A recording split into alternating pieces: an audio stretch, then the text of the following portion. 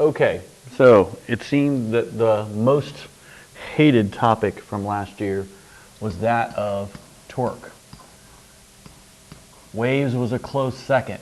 So we're going to start with torque today, and specifically what I'm going to start with is static torque, meaning we're not going to let anything move.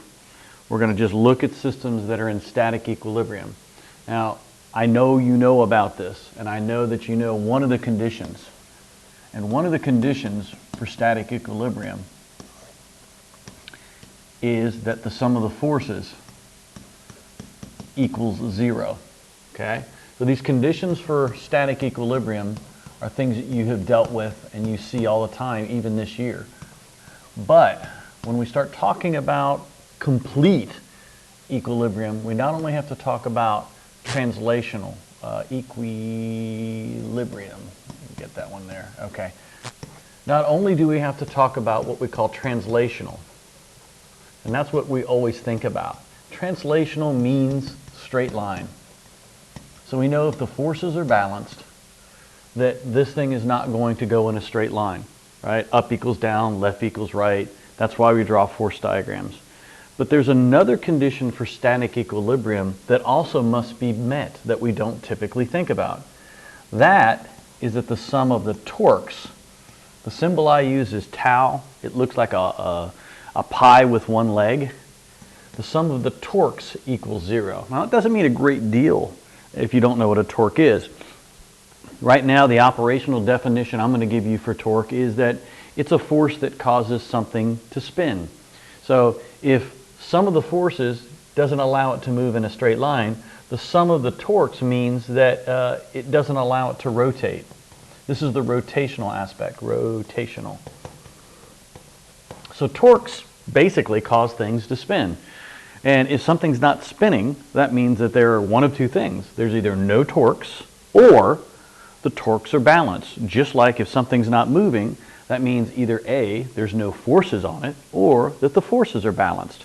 So if you're going to really talk about static equilibrium in its entirety, we have to talk about both of these conditions. This one you guys know. That's not a problem. We will be using that. But this one, this is the one we need to talk about. And before we can actually talk about it, we need to talk about what a torque is. By definition, if we think about what a torque is, this is what you will see in all the textbooks. Please do not write this down. It's written this way. R cross F. Now, if you're in higher level, you know, in higher level math, excuse me, you know what that thing is. It's called a cross product, or it's also known as a vector product. Now, if you're not in higher level math, don't freak out. We're going to lose that here very quickly. But I just want you to know that this is what it means when you see it. And torque is really a vector, right? We give it a direction. And that's why we call this a vector product, because you're taking two vectors and you're making a third vector. So how does this work, and what does this all mean, and what's this R and what's this F? All right, let's take a very, very, very simple case. I want you to imagine a door, right? Look over at the door in the room, and you'll see that the door has hinges, and you'll see that the door has a doorknob, right? So I'm not great at drawing, but I'm going to draw an overhead view. So if this is the door jamb, and this is the hinge, and this is the door, right? If I'm looking down on it, I see that the doorknob is right here, okay? Now, to kind of give you some orientation as to what torque is, first and foremost, what we need to identify is something called the pivot, or if you prefer, the hinge. Hinge is something that we all are familiar with from our doors, right? So right there is the pivot, and it's from this point that we're going to make all our measurements. What measurements are we going to make? Well, first and foremost, we're going to look at where the force is applied. And this is where torque is a little bit different than forces. With forces, we always assumed that they were applied through the middle, right? And they were exactly pointing against one another or pulling against one another, and they weren't going to cause this thing to rotate. But you know darn good and well, if somebody pulls on your head towards the back and somebody pulls on your feet towards the front, you're going to spin and fall down on your back, right? You're going to go down very hard. Watch any football game, and when a football player hits somebody very high, they tend to rotate and spin, right? Now, those high hits are something they try to prevent because it injures people. Those kind of torques are awful. On a door, you actually want a torque. So let me give you some idea of what these things mean. So you generally apply your force on the doorknob if you're going to swing it open. And the whole idea is to get this door to swing open, right? It's going to rotate. And it's going to rotate about this pivot point. So the force is what you're applying to the thing, in this case the door.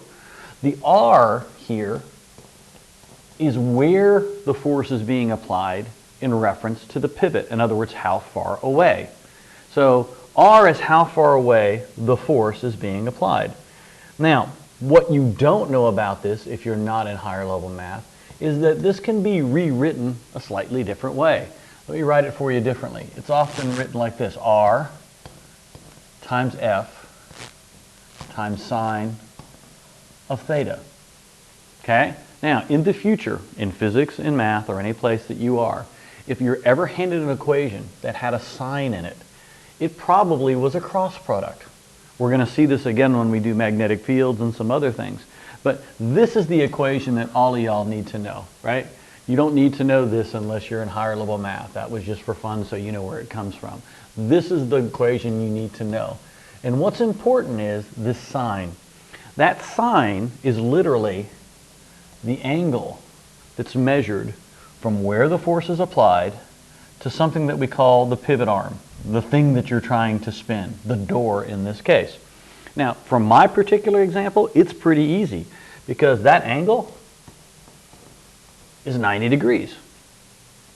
So if you look at that equation, and I said, oh, calculate the torque on the door, it would be R times F times, in this case, sine of 90. Well, that makes it easy because sine of 90 is equal to 1. So you get R times F. So the torque in this case would be how far away that force is being applied. Now, it doesn't take a lot to see that if I were to change the angle with which I applied the force, theta changes, and then this is no longer going to be 1. So torques are different in that it's where you apply them, right? This is where you apply them is important. And also, the angle that you apply the force is now important as well. So there's some other factors to deal with here. Let's look just at a couple of quick, easy examples of torque, right? Probably the simplest one that most everybody thinks of when we talk about torque is a teeter-totter or a seesaw or something like that. Now, this is the pivot point. This is the point about which the teeter-totter spins, right? And if you ever played with a teeter-totter and you had a big kid and you had a small kid, you know that things have to be adjusted for to make everything work. So let's just put a kid over here at the very end, right? Here's a kid. He's a big kid. And let's say this big kid's mass is, let's make him, oh, I don't know, 60 kilos. Oh, 60. That's a point there, guys. Otherwise, that's a really huge kid. And let's say the whole board has a length of 20 meters. Okay? And just to make life easy, I'm going to put the pivot point here in the middle. Now, right now, if this is all that was happening, the board is going to spin this way, and the big kid's going to hit his butt on the ground because there's nothing on that side. Now, you know, if you've ever teeter-tottered, the whole idea is balance. The whole idea is to get it in static equilibrium. And if you get it in static equilibrium, then it's like, oh, okay, then you can push with your feet a little bit and make it rotate. So the other kid is going to be somewhere on this side. So my question to you might be this: where must let's make him 30 kilo, smaller kid by half. Where must a 30 kilo kid sit to just balance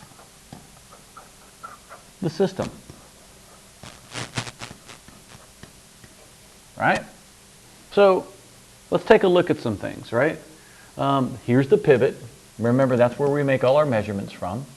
The kid's going to be somewhere over here. I'm just going to pick a spot. Boom, there's my kid, right? We know that we measure everything from the pivot. This guy is sitting 10 meters from the pivot, and this guy is sitting some unknown distance x, right? Some distance away. And that's what we're trying to find. So let's look at this thing from a couple different perspectives, right? Let's first look at it from forces. Because one of the things we said is all the forces must balance. So here we go. Let's draw the teeter-totter. There's the teeter-totter, right? And we know that this kid, and I'm going to use 10 meters per second for G, right? So if I say this kid's pulling down with a force of 60 times 10, or 600 newtons. And this kid, somewhere over here, I don't know where, is pulling down with a force of 30 times 10, or 300 newtons. Now, if those are the only two forces acting on this thing, the whole board would fall downward. That's not happening, because right here in the middle is the pivot, right? It's a support. That's literally what its job is.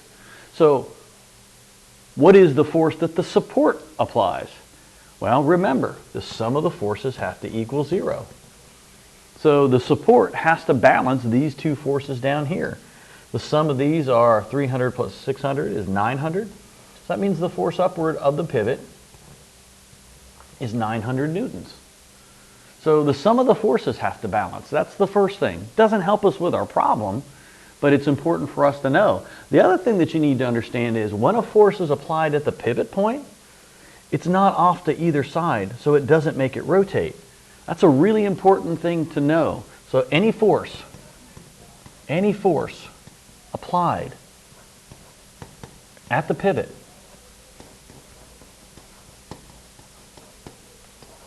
has 0 torque. It has 0 torque. It doesn't do anything to rotate the system. It's just adding support. Let's look at this same thing though from a torque perspective. And I'm going to change colors and keep on this page so I can have you see what we're going to measure from. Now if we look at the big guy over here, the big guy is trying to rotate the whole system, and if you think of a clock, in a counterclockwise fashion. The little guy on this side, his force is downward this way. He's trying to rotate it in a clockwise orientation. They're fighting against one another. And if everything's equal, the big guy's going to win, right? He's going to win the spin battle. What we want to do is just balance the spin battle. The other thing I want you to notice is these forces are applied at 90 degrees.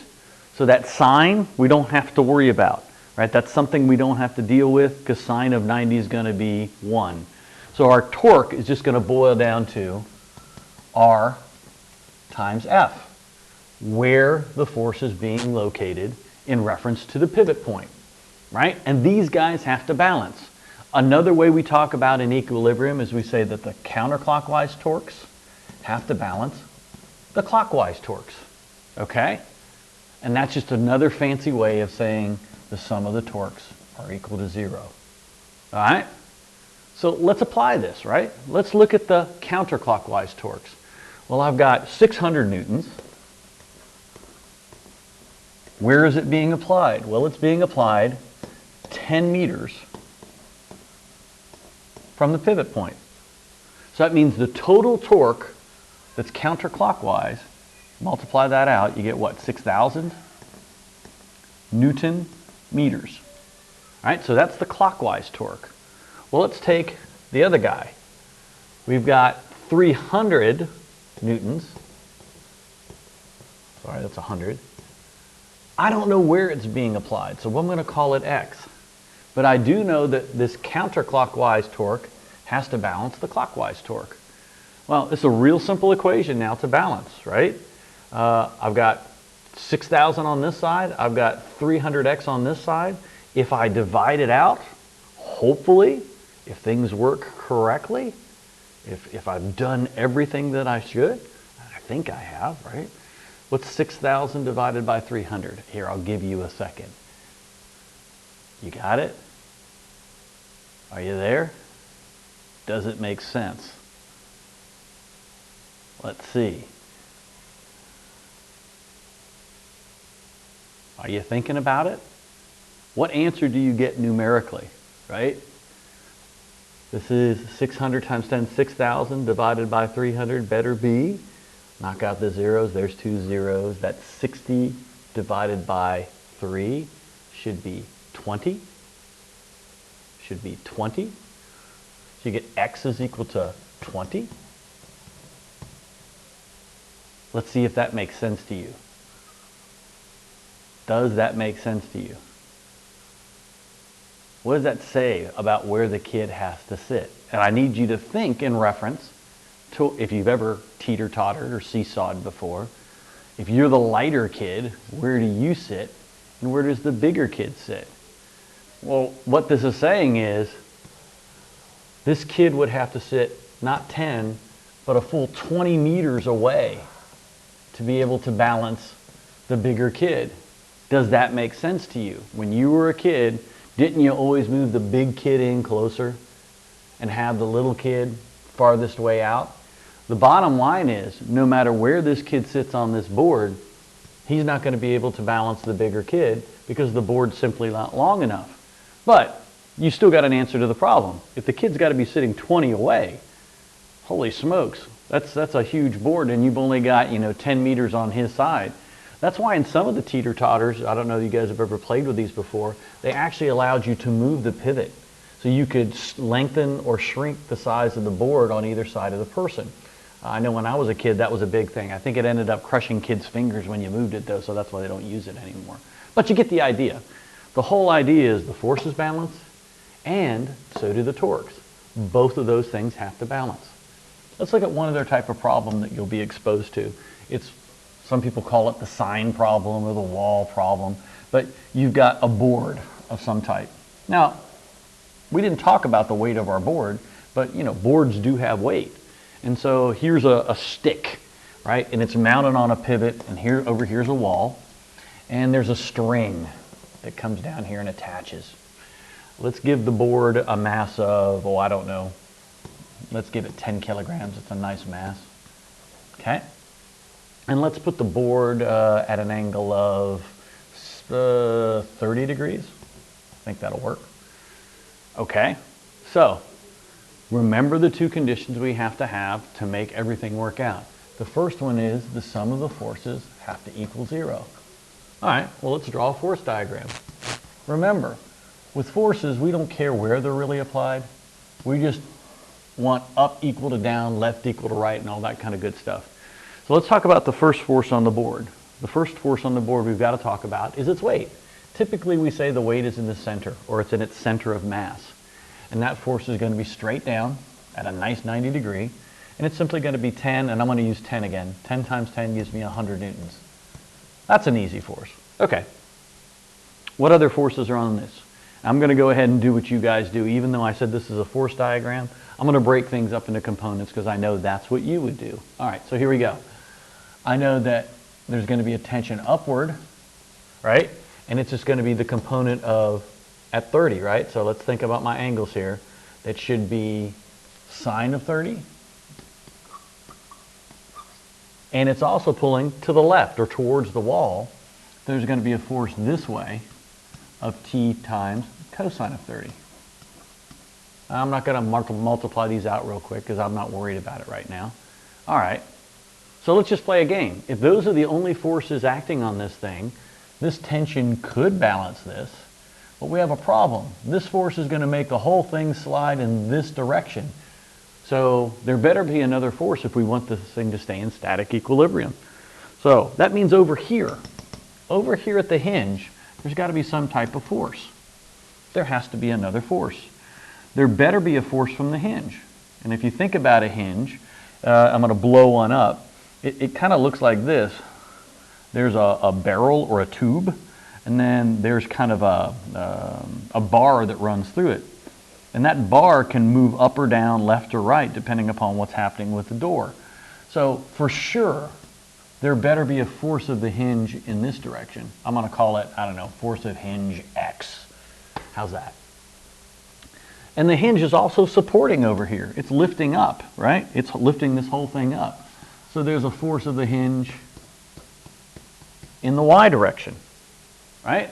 So just real quickly, if I look at the sum of my forces, I'm just going to tally them up very quickly. I've got the force of the hinge in the y direction plus that part of the tension that's holding it up, all have to balance the weight. Notice I've got quite a few variables here.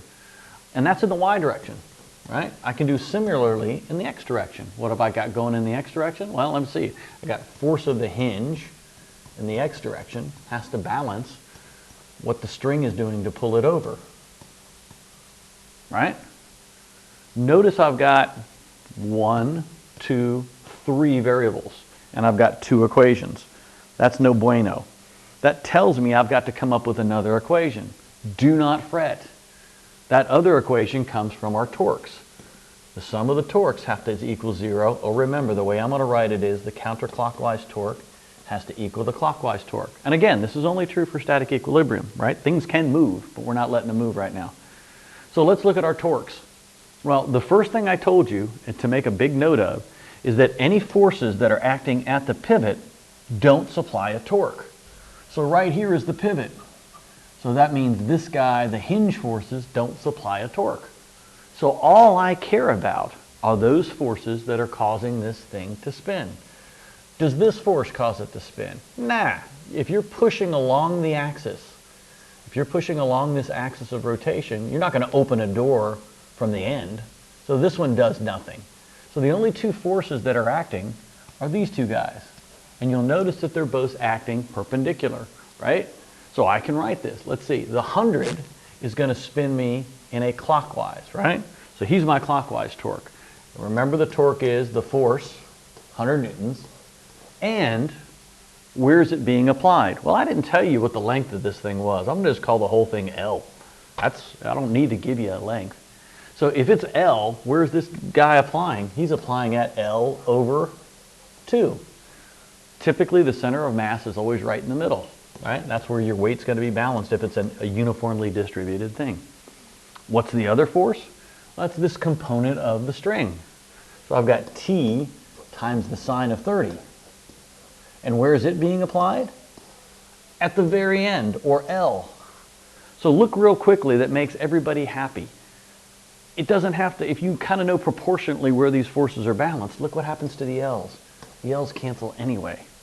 So you're left with a nice equation that says T sine 30 is equal to 50 newtons. Now I want you to notice what's going to happen. I'm not going to go through and crank through the numbers. You can see this. But I'm going to get a number for T. If I get a number for T, I can figure out what this hinge force is. If I get a number for T, I can figure out what this hinge force is. So mathematically, if you've got 3 variables, you need a third equation, and that's what the torque is for. And that was the torque is for. Notice one thing. In breaking these up into components, I'm only concerned with that part which is perpendicular to this axis, right? If it's perpendicular to this axis, it's going to make it spin. If it's parallel to this axis, it isn't. All right, so the problem, I've given you 4 problems out of the book. These 4 problems are involved with static equilibrium.